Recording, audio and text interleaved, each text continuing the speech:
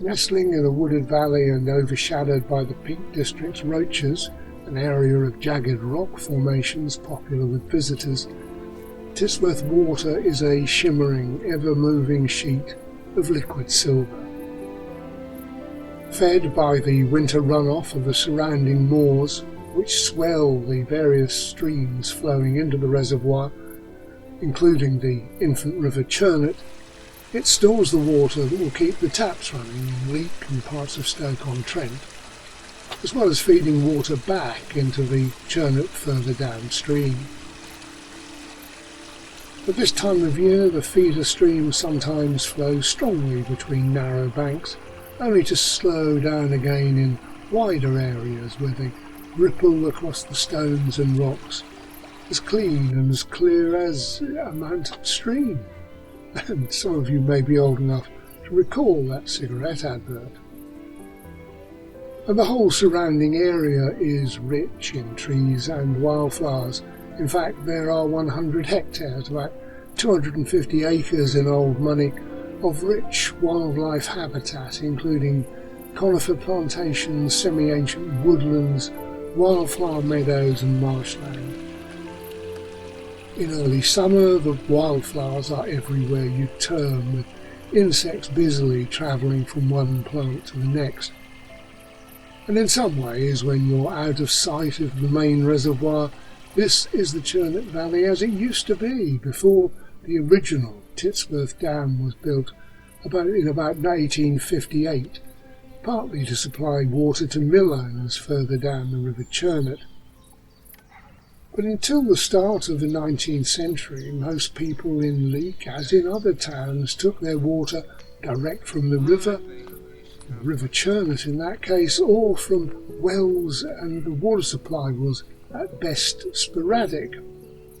And that first reservoir in 1858, created by the Staffordshire Potteries Waterworks, established a 51-acre lake and helped the water supply, of course. And a century later, work was begun on an extension which increased the area to 189 acres.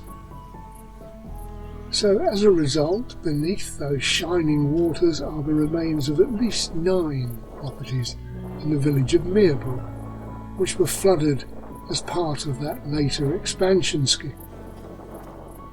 Under the surface of the waters there are 3 farms: Allen's Garage, Findlow's Builder's Yard, a lockkeeper's cottage near the old dam, and the Fountain Inn. And of course nobody knows what was drowned when the earliest dam was put in place.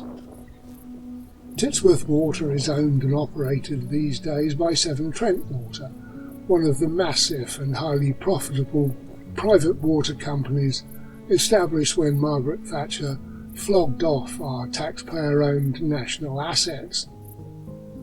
Yeah, once we owned this amazing place, but now American hedge funds, BlackRock, Lazard and Vanguard each own a stake in Severn Water and also in the reservoir.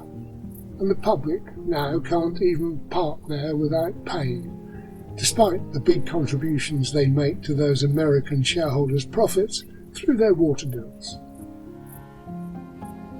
But some of this land was once part of the monastic estates confiscated by Henry VIII in 1552, and he granted it to Sir Ralph Bagnall, and that perhaps is a clear demonstration that land ownership needn't be a permanent thing. However, none of that detracts from the beauty of this area, and Tittesworth is a much more integrated into the natural landscape than its newer, bigger brother Carsington Water a few miles away, also owned by Severn Trent, which was completed in the early 1990s.